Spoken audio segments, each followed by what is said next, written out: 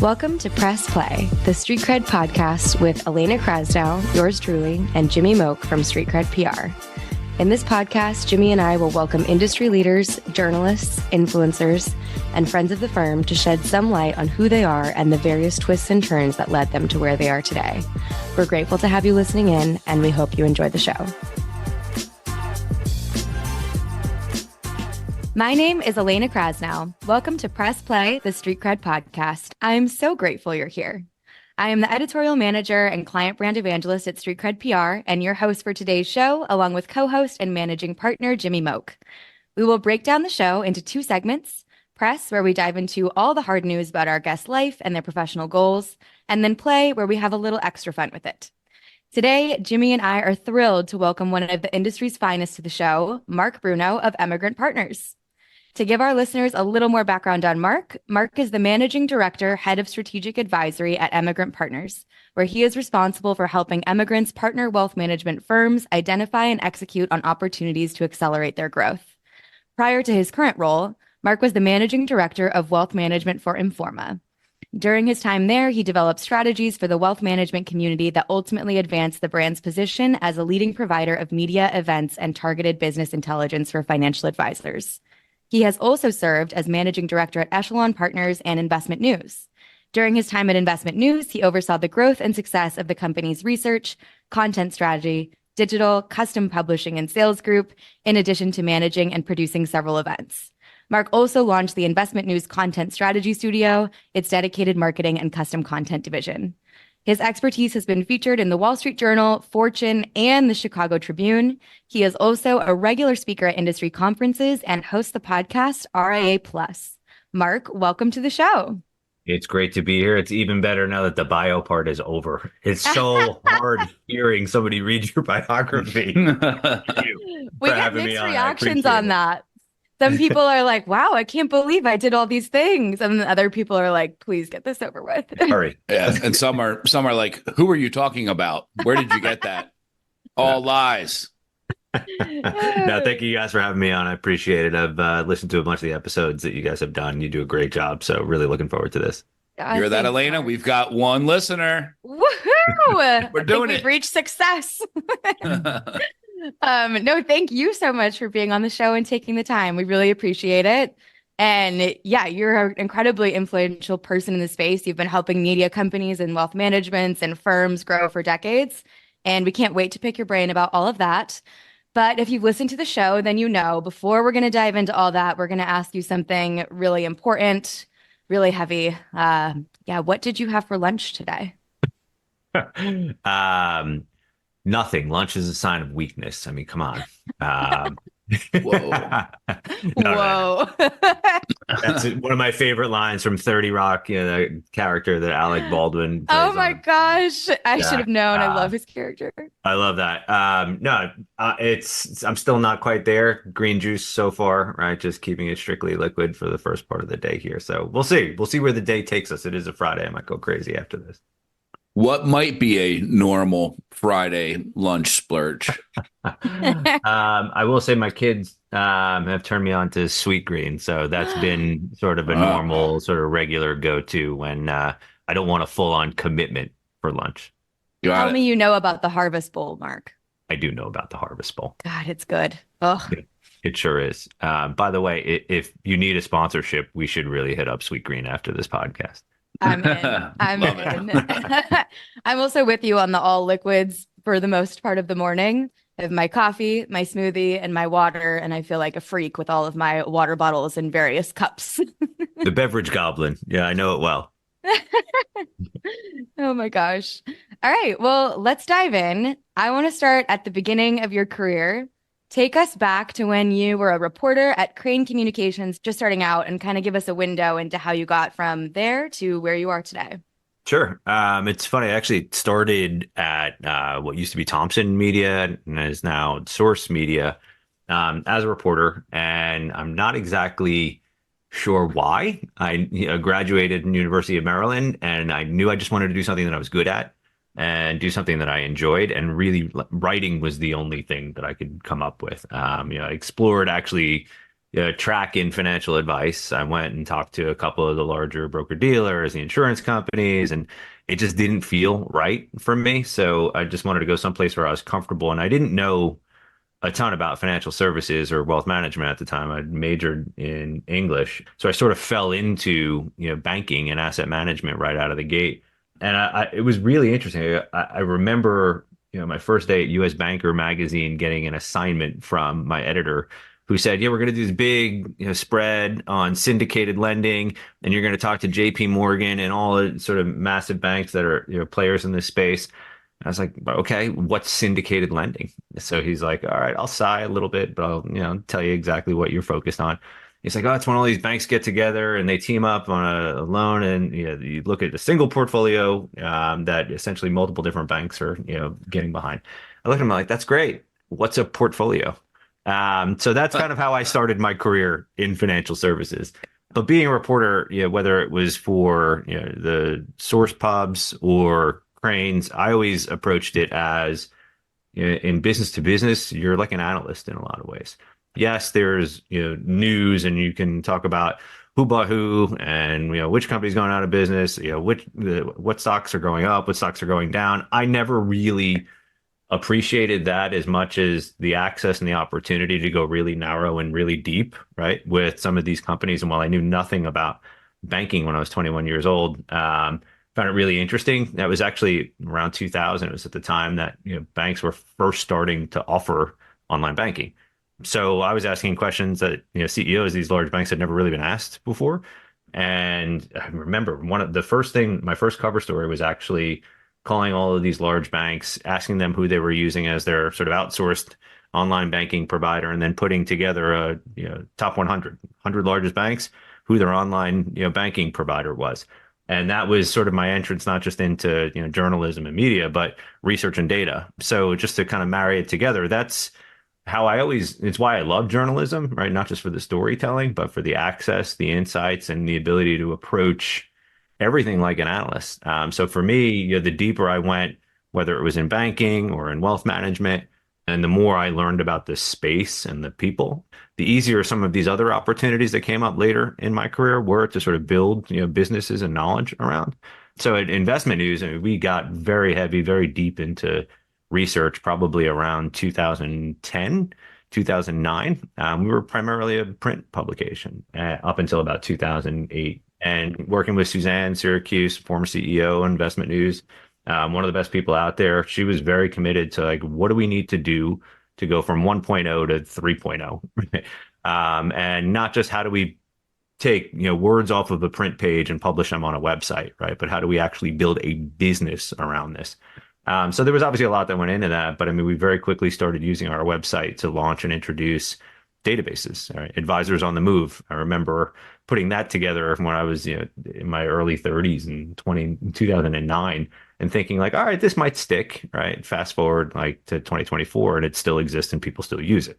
So that was very cool. We bought the benchmarking studies from Moss Adams, and that's where we got to go really, really deep in the RIA world.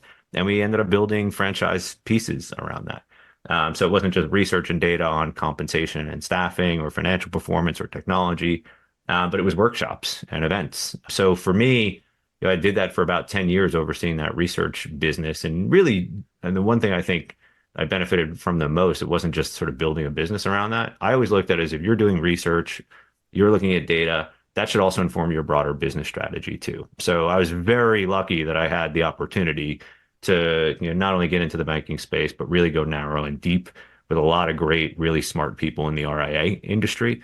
The more I got closer to the firms, the closer I got to the data, the closer I got to realize I have a platform and a community here, right, that I can help connect. So that's it. From there, all right, went to Echelon, went to Informa, and here I am at Emigrant, smack in the middle of the RIA Plus, right, community, which is almost a little bit too good to be true. So you got the first job, 21 years old, year 2000, I think. Yeah. Right after the dot-com crash. Yep. What was young Mark, or younger Mark, thinking at that point? So it was interesting because I was covering bank technology to a good extent too. And to me, it was all surreal, right? Whether it was like a pet.com or it was like an S1 or a Carillion, which was a technology company in the bank space at that time. Everyone just sounded like they were selling something, but no one was really sure what it was, right? So everything just felt like really intangible. So, for me, it was a great opportunity to not only get a front row seat for, if you kind of just go back over the last 30 years and you look at, the mile markers, right? An incredible event, right, in the history of financial services. But to really kind of filter through the noise to see, which companies were for real and actually had more than a product, but a business, right? And which companies were not, which they were all just sort of words and, word clouds and marketing buzz. So it was a great way, as hard as it was a great way for me to get some visibility into truth and, authenticity. So it was tough.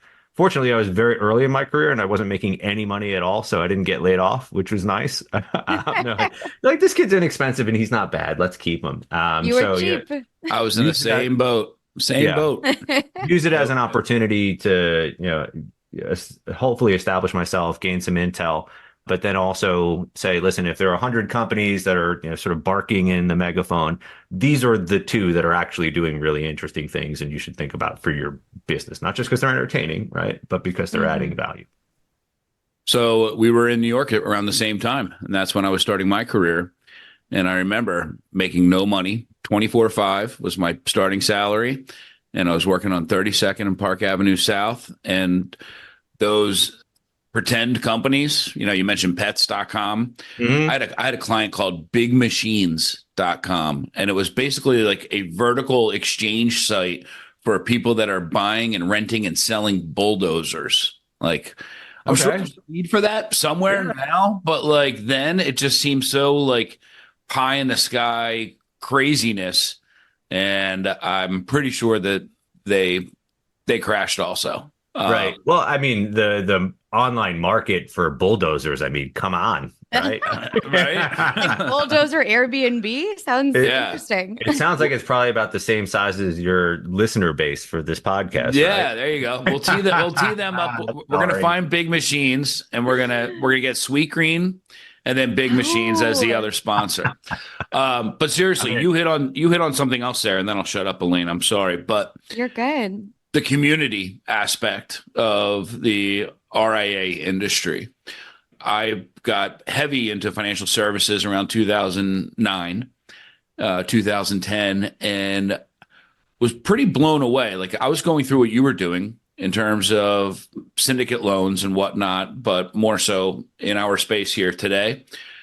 I didn't understand anything, right? I used to pitch hot tubs and barbecue grill islands to the Today Show and The Price is Right.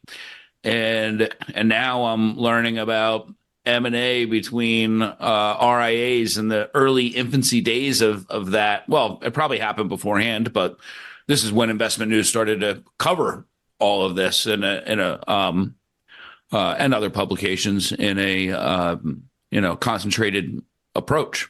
But the point I wanted to make about the community itself, like, it really is one. Like, oh yeah. Whether talk a little bit about that and how surprising that was to you during any point in your career. Yeah, and I think that's it's an important point to just draw out, because I don't think we give the sort of broader industry at large enough credit for how little they compete and how much they actually collaborate. And it's not necessarily structured in any way, but there's a lot of co-opetition, and as fragmented as the RIA industry was in 2009 when I first started covering it, even though there's been a ton of consolidation, it's still totally fragmented, right? And you could look at 20 different firms, forget sub-billion, but over 1 billion, that are really established enterprises, and you could ask them questions about, do you distribute equity? And if you do, who do you distribute equity to in the organization? You'll get 20 different answers, right? Especially when you start getting into the levers and the different elements of their compensation and their equity sharing programs. So I think being in the middle of that, is really like, not only is it something that for me, I'm motivated by learning, like, and that is something that I need to feel like I'm constantly, getting energized by. And it's a space that's also growing pretty rapidly right now. So you take the combination of just how different every firm is, how much they're willing to sort of share with one another, and how much they're still evolving. And I really genuinely can't think of another industry like it, particularly when you put the backdrop of, reliable, earnings and income, right? There's probably a lot that's happening in whether it's enterprise tech or, emerging tech, right? Where, every company is, approaching solving a problem very differently. But this is, wildly successful industry with 90 something percent, retention rates at worst, right? So it's a great spot to be in. It's a great community to be part of. And that's not even taking into consideration maybe my favorite part of it. It's an industry that for the most part, I hope, is filled with people who are looking to do well and do good. And that's actually why I got into wealth, which I'm happy to spend some more time on. But that community, they're hungry to do better, right? Yep. They're hungry to learn.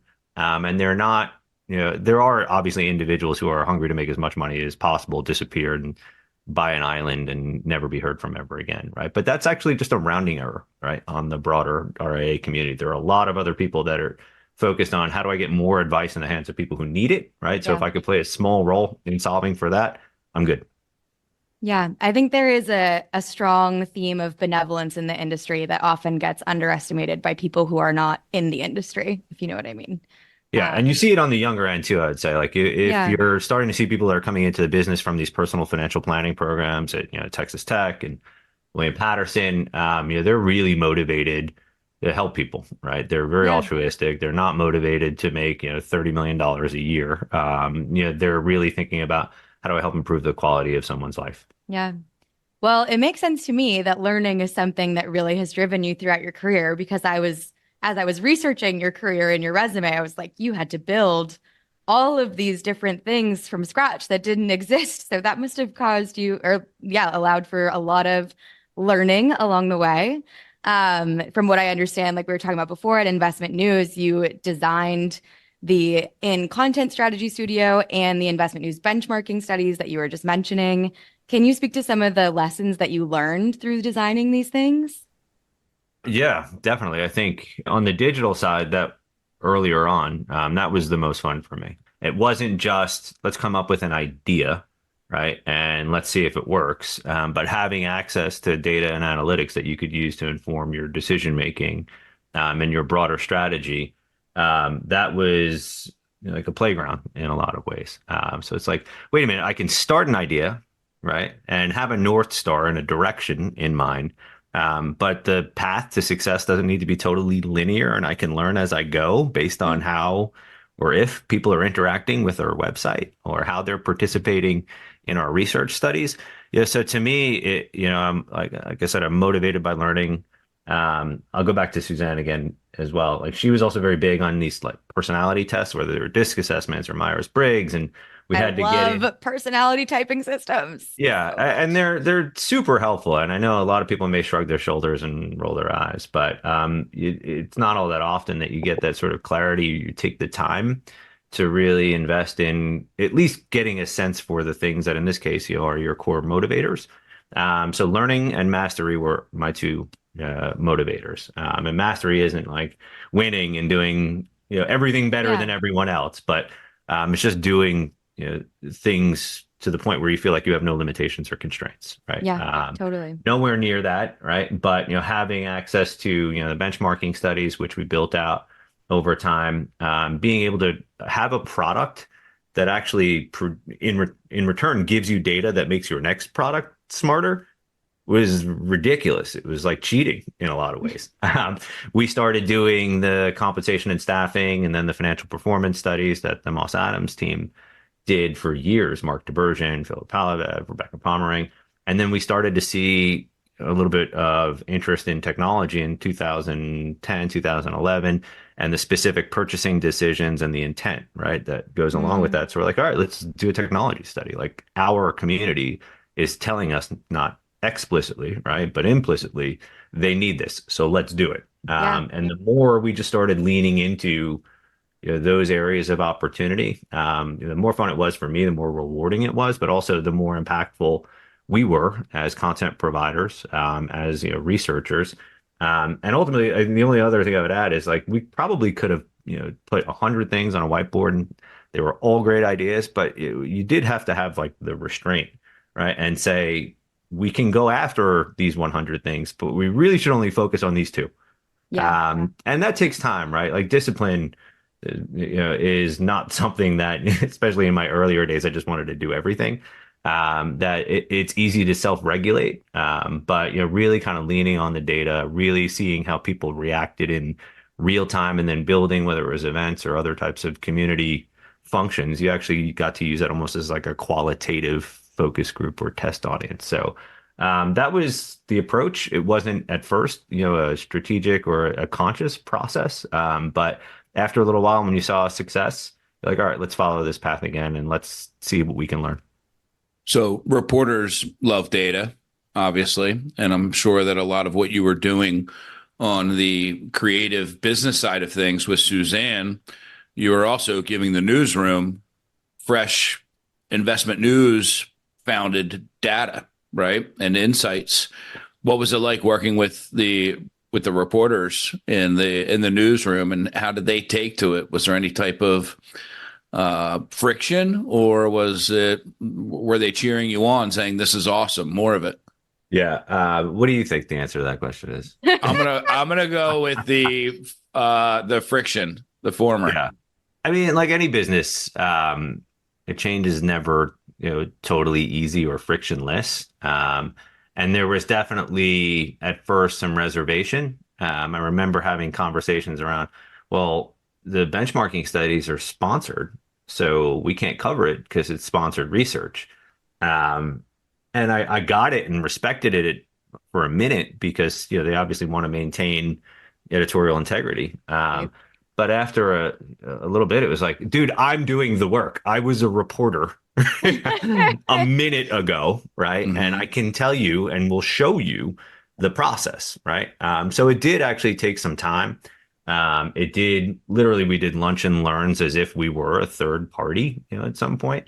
And there were lots of iterations, and there were definitely times where there was friction. But I think at some point, probably in 2013, 2014, when we really started to integrate the teams and build an in-house research group that sat with editorial, and Suzanne and Jim Pavia were huge proponents of like, all right, guys, it's time to just pull the trigger, right? We don't need to cover every data point that comes out of their computer, right? But I mean, their work is just as good as a Cerulli and an Aite or any other group that's out there, and we're covering those firms and not our own. Like, how ridiculous is that? So eventually we had that aha moment. And we never really went as far as I wanted to with it. And it's unfortunate, but I think we made a lot of really good progress in a short period of time. And it's something that I'm still really proud of. And it still makes me really happy in my work now, right? When I'm working with any of our partner firms at Emigrant and I need to do some compensation analysis, and I'm going back to the studies that they're still producing without us, and I love every minute of it. So it's great to see it's still around. Not an easy process, but I think we made progress, and I'll take progress over perfect any day. That's a tweet right there. That's a great quote, Mark. And yeah, you have every reason to be proud, and it's always satisfying when you leave that legacy to someone else and then allow them to expand upon it and make it better. And you look back and you're like, hey, I started the fire there. I'm going to pivot us a little bit, because you've also been involved in the creation and execution of quite a few events, notably with Informa and Investment News. And we're just curious, what were some of the highs and lows of bringing those to life? And more broadly, what do you think makes for a truly great event in our industry? Really good question. I will be very honest and say I absolutely hated events when I first started doing them. And anybody that I worked with, probably would be shocked if you said in 10, 20 years you're going to be doing events that have 2,000 people, 200 sponsors, and 300 speakers on the agenda. But they're hard. right? And you really have to have a passion for it. So I would say once we started putting teams and structure in place, it got a lot easier, and I started to see the power of an event. And it wasn't just producing an event, right? So you could just do it, get through it, get the adrenaline rush, and feel really good, right, about having executed it. We're actually planning right now at Emigrant our first leadership summit in a couple of years, and it's 70 people, and it's a ton of work. And you can get into the weeds and start thinking about like, all right, what do we want on this table, and how do we want to seat people, and what should this sign look like? And in the end, you need to step back. I just did a call yesterday with 4 of our CEOs to prep, and I was like, wow, I just had an amazing conversation, right, with 4 top people at 4 really great RIA firms. And I have, unbelievable access. And in a week and a half, I get to spend time with all of them, right? Which I'll only be able to do once a year, right? So to me, when I look back at investment news, I look at Informa, I don't think about the work, right, that went into the event as much as I think about the end result. And the end result isn't just like who I saw in the moment, right? For me, it's really more about I look at the 30 or 60 days after the event, and I look at the social, and I see what was the dialogue, how many people are still talking about it, how many people connected with one another, how many people created content at an event, right, and are still leveraging it, right? And that's one thing I will say about Edge that made me like super proud. I didn't see going into it, but when we were thinking about taking 3 events and putting them all together, it kind of sounded like a ridiculous idea. But the thought process is we have 3 different communities within a community. So let's try and bring the whole ecosystem together. Yeah. And if you can do that and you create these dynamics that don't exist in other venues, let's put a podcast booth over here, right? Let's get a video station over there. Let's get the best people in the industry, and Shannon Rossick and Matt Ackerman, to sort of lead the development of that content. And when you leave and you feel really good, really drained and exhausted about just getting across the finish line, that's one thing. But when it's 30 days after and you're seeing people still distribute content, and it's not just talking about the event, but it's part of their roadmap, right? And part of their content strategy. That was something that I would say, just in terms of like, it's not a precise KPI, but when I think about what a successful event was, it's not just how many people attended. It's not just how many sponsors did you have and how much revenue did you generate. It's like, did you build something so unique, right, that people will, 1, go again and again every single year, and 2, are using it, as a launch pad for, their content strategy, and are really viewing it more as a platform than just something that they're going to sit in a room and stare at their phone, right, for 6.5 hours every day because they're not really interested in what people are talking about. Yeah, it's literally a high, right? Yeah. Like, and you can't, I hope so, right? and you can't, and you can't turn that into a KPI. No, and if people feel like they're part of, I hate the word club, right? Because it just feels a little bougie and exclusive. But if people feel like they're part of a club when they're at an event and they know they're going to see them next year, I should also say, like, the see you next year thing with events is crazy to me. That was the thing I loved about Investment News and Informa, is like we tried to connect the dots, right? And instead of just putting that slide up at the end of the event that says, thank you, see you next year, it's like, all right, let's start a podcast, right? Let's do research, right? Yeah. And let's sort of brand it all under the same name, because we're not just looking to produce an event and disappear and see you in 364 days. We are trying to build a community. So I think for me, that was the other part of, is an event successful? It's the sort of the 30, 60 day sort of halo or ripple effect, right? But then there's the, what do you do with it after, and how do you actually create community around the product or the event itself? Absolutely. I'm about to go to Wealth Management Edge for the first time in a month. Good. Yes. I will see you there. Yay. They'll have me back, which is exciting. Of course they will. You're like a Wealth Management Edge founding father. How could they not have you back? Yeah, I totally agree with that sentiment. I think that's really well put. And it really is about creating that community beyond just the time that you spend together, because you want to kind of bottle that feeling and then keep repurposing it and building on it so that it continues to grow and blossom. And it's not just for the the attendees, it's for the sponsors too. Like Totally. It should really be, there's only so many places you can be in any given year, right? Yeah. So if you're committing to an event, it costs sometimes just as much to ship your booth as it does to sponsor. Right. why not use it as a cornerstone of your marketing plan for that, quarter, right? It's not just Totally. about how many people are going to come to your booth, right? Like think about how you can amplify that across your newsletters, your website, your social. And I would say, think about total number of impressions, right? Per event that you can generate in person and online, right? As a Yeah. way to sort of measure success. So I think that one of the sort of interesting things is to see sponsors really embrace that and get away from the traditional sort of bean counting. How many people came to my bench? How many people took a brochure? It's a very different game right now on the Yeah, event side. totally. So you mentioned you're planning the leadership summit with Emigrant Partners right now, and we're kind of curious what made you decide to go back in-house at a firm, and also what else are you most excited about as you're looking towards the future? Sure. So Emigrant is an almost too good to be true situation. Jenny Souza, who's the president and CEO now, I got to meet her when I was at Echelon Partners. She was the head of strategic advisory at Emigrant with the role that I'm in for about 5 years, I think. And we just connected. We had very similar ways to really like think about research and using research to drive strategy. And we would just talk for no reason at times. So, I had actually reached out when she was named CEO to say congrats and asked if she wanted to come on my podcast. And she said, thank you. I've been CEO for like 10 minutes, so maybe in a little bit. But then from there, when she needed to find somebody to fill her role and she reached out to me, I really started thinking about it. And, I'd spent the better part of my career being what I would describe as like a one-to-many consultant, right? So you get on a stage and present research to 100, 200, 2,000 advisors. And you get to say some sort of interesting surface level things, but you never really get to go narrow and deep and do the work. And even as a consultant at Echelon, I got to do narrow and deep work, but it was project based, right? So I'd work with somebody for 30, 60, 90 days and I would leave, right? Yeah. And they would have to execute on the recommendations. So just sort of taking all the things that we talked about before, like how much I like research, how much I like data, the community, and how much I like to actually sort of connect people and help educate.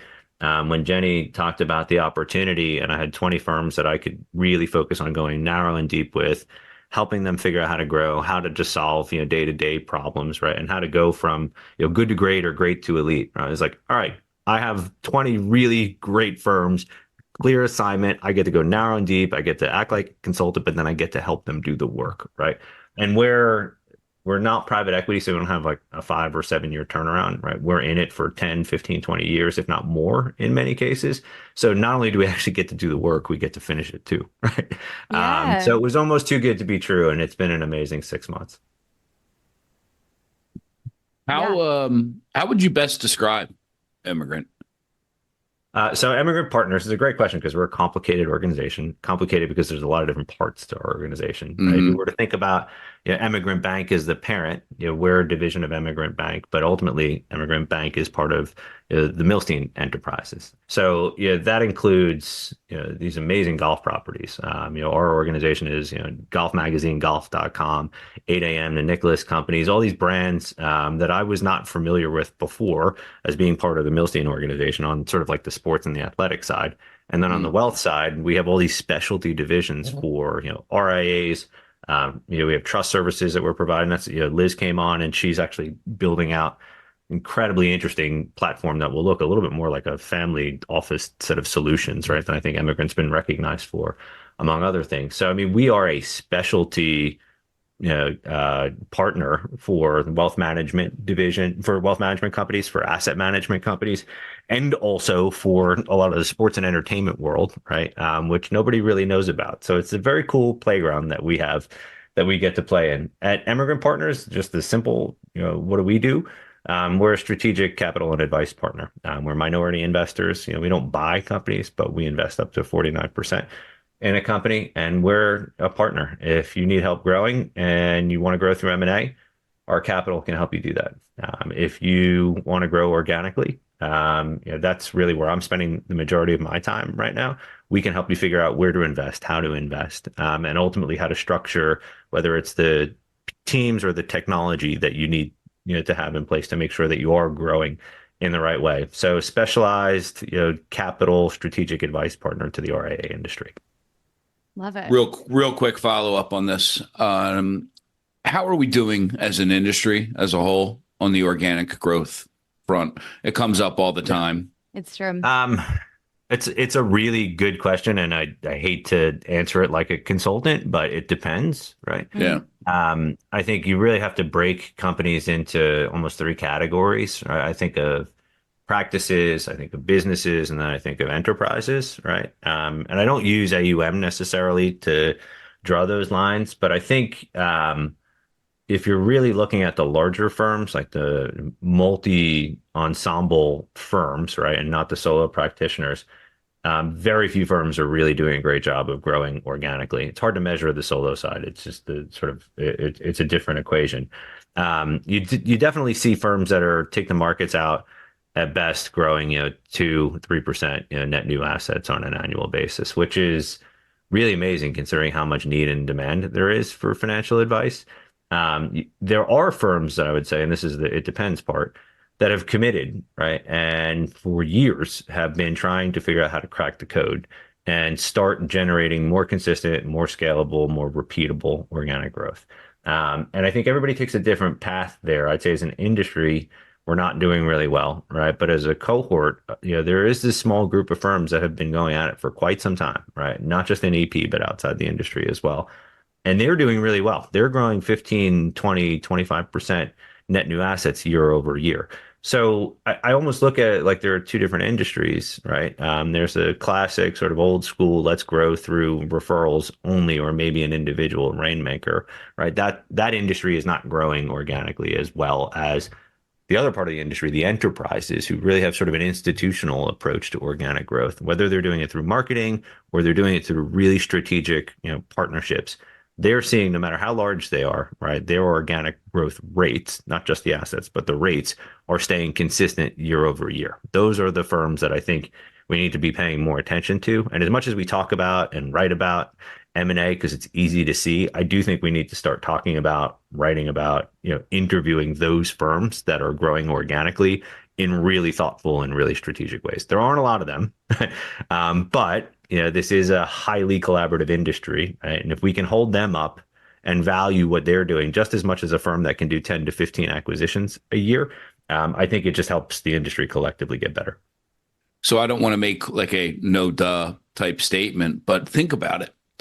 2 to 3% on average, right? In terms of net new growth, organic growth. Mm-hmm. And yet the industry is thriving like you wouldn't believe. Like that doesn't, like if you take GE and its turbine engine division, do you think that's growing by 2 or 3%, or washers and dryers? Like you pick the number, and yet we have this industry with this community that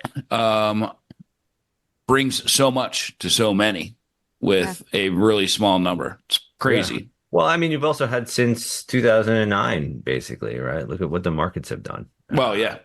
You could double, but no other industry. That's the point I'm trying to make. No other industry has that ballast or that accelerant. Thank God for the S&P 500, because I'm only able to bring in 2%, 2 or 3% of real growth to my firm each year. Yeah, but these are still, even the largest firms are still small businesses, right? So I think they can move the needle, a little bit more aggressively than some of these like larger companies, right? That being said, that they're also that much more vulnerable when there is a drop in the markets, right? So I think part of the firms that have been really focused on organic growth, part of their strategy is twofold. One, how do we make sure that when the lows hit, right, we're insulated, right? And if we've invested in the business, we're not cutting almost to the bone, right? If and when there is a market downturn. And then the other part of it is if you're set up to actually capture and acquire clients during any sort of downturn, well, that's like the slingshot, right? Because if and when markets get better, you've bought low, right? And then your assets are exponentially greater, right, on the upside. So it's an amazing business. And like that's it's something that we don't talk about enough, but I think that's the other part of the organic growth, is that you're not just offsetting and insulating your business from market volatility and downturns. It's actually an incredible growth opportunity that doesn't exist in many other markets either. Excellent point. Wow. All right. Well, I think it's time for our second segment. We've had a great time talking about all of Mark's professional experience, and now let's play. Our first question, Mark, is tell us a little bit more about the podcast that you host and how your experience has been so far being on the other side as our guest. When you said the second part of our show, I was expecting, Jimmy, you mentioned The Price is Right before. I was like, are we doing Showcase Showdown? Let's do it. It's fun. It's a little weird. It's kind of like an out of body experience. And Are you know, you blacking out all of this? You're not going to remember it afterward? I'm trying to think if it's easier or harder, right? In some ways, it's harder, right? Because you have to talk about yourself, which is rough I think that's sometimes. infinitely harder. Yeah. But it's fun. I think you guys do a great job of keeping it light, easy, and open, but also making sure that we're talking about the right things. And I would just say, I think in general, you're also setting a really good example of, how to use a podcast. Like you probably didn't need to launch a podcast, and you have a pretty diverse mix of guests on your podcast too, I would say. But it does give people the opportunity to feel like they get to know you before they meet you. And I think, Elena, you and I have talked about this before, but Yeah. it could be a weird moment when you meet somebody at a conference for the first time and they're already in like the fourth, fifth paragraph of the story. And I'm like, we haven't met yet. Like, I don't understand. Like, oh, I'm so sorry. I've listened to your podcast. And it's even weirder when they tell you I was out for a run, I was at the gym, or I was listening to it before I went to bed. I'm like, wow. I'm really in your ear. Yeah, very much so. But I think you guys have a great voice. This is a great way to help other people tell their stories, but also obviously help tell your story, right? Both of you. And then the broader street cred story too. So it's fun, hard. When I listen to it, it'll be even harder. But no, I do like being on the other side. I can't make a regular thing out of it though. Well, we have loved having you on as our guest. Thank you so much, Mark. If it weren't financial services, what would you be doing? Oh God. I really don't know. It's so strange. I'm just such a robot at this point. I'm programmed to do what I've always done, right? So I can't imagine You would be a anything chat bot, maybe? What no, about like playing guitar in a band or something like that? The other half of my office is, guitars and banjos and things like that. Let's see what we got here. So Love it. Cool. probably what I would be doing if one, it paid well and I could support a family doing that. And two, if I wasn't in financial services, that would be the dream. I love it. I do have two friends that are in a band. They both play the banjo, and the band is called Banjovi, which I just think is so good. Wow, that's awesome. Oh, God. That's All right. great. I love it. Yeah, no, I played in bands for a really long time, in college and then after college, and it was always great to have someplace else to go, right? That wasn't words, wasn't numbers, right? Yeah. And whether it's, playing music or going for a hike, like everybody needs, that outlet, right? To Yeah. just sort of shut down for a little bit and plug in somewhere else. Yeah. What's your favorite genre of music? Classic rock? More, I do like the jam bands, but like the original jam bands, not the new ones. So Allman Brothers are top of the list for me, always will be. Tedeschi Trucks Band is my current, go-to. I'll stop everything and go see them, whenever they're at the Beacon Theater here in New York. But then love Grateful Dead, love even on the sort of jazz side, Miles Davis, John Coltrane, Yes. Thelonious Monk, a lot of bluegrass. So I don't really discriminate. I pretty much like any and all music. I like good music, right? Whatever that Yep. may be. Love it. I'm right there with you. So you play music, you do a little hiking. What else do you do for fun? Let's see. I have two girls that are about to be 16. So that takes a lot of my time. That's a handful. And it's all fun, right? But no, Maybe you it's can been, relate. yeah, I played a lot of sports when I was growing up. They play a lot of sports too. So, I mean, just being able to sort of do that with them and also to have almost instant recall, right, to when I was that age and doing a lot of things that they're doing now. Anything involving, sports and my kids is fun, right? So it doesn't have Yeah. to be any specific outlet. You want to go play lacrosse, let's go play lacrosse, right? You want to go play golf, let's go play golf, right? You want to play horseshoes, let's do it. Love it. Are they twins? Yeah. Wow. Cool. Yeah. Identical or Yeah, paternal? no, they're so two things. One, I said fraternal when they were first born, and I was promptly corrected by a copy editor that the proper term is sororial. Oh, So Whoa. oh, because they're girls. gotta love journalism, right? You should meet and the Emma other- Smith I here was at the just office. going to Yeah. say. The other side of it is, when we were doing a lot of digital, we were doing a lot of marketing, a lot of content marketing. I couldn't help but think, I'm like, I have the ultimate A/B test in twins, right? To figure out, am I doing a good job as a dad, right? What's nature versus nurture? So it's exhausting, but they're awesome, Emma and Layla. We have a lot of fun all the time. I love it. All right. Well, our last question for you, we like to close the show with a little moment of gratitude. Give a shout out to someone in the industry that you admire, maybe someone on your team, someone who might be listening. Say something nice. This is one I probably wish I would have prepared for a little bit more, but it was at the end of the questions you sent me. So, Oh, you missed it. We gave you the show notes, Mark. So I'd actually say three people. I've worked for a lot of amazing people and a lot of amazing women in particular. Working for Suzanne Syracuse for 10 years, was as good as it gets. So that's my number one. Being at Emigrant and working with Jenny Souza and now Liz Nesvold, it's still early days, right? And it's hard to say that they've had the same influence that someone like Suzanne has had on me, but just being able to observe and see how they had to work so much harder to get to where they are right now than probably anybody knows or appreciates, right? Yeah. You probably guess, right? But to have access to people who are that smart, that motivated, and also just really good people, right, is definitely something that even if you're not explicitly learning how to be better at being the head of strategic advisory, right, and you're just learning how to be better, period, those are great examples of some of the best people in our space.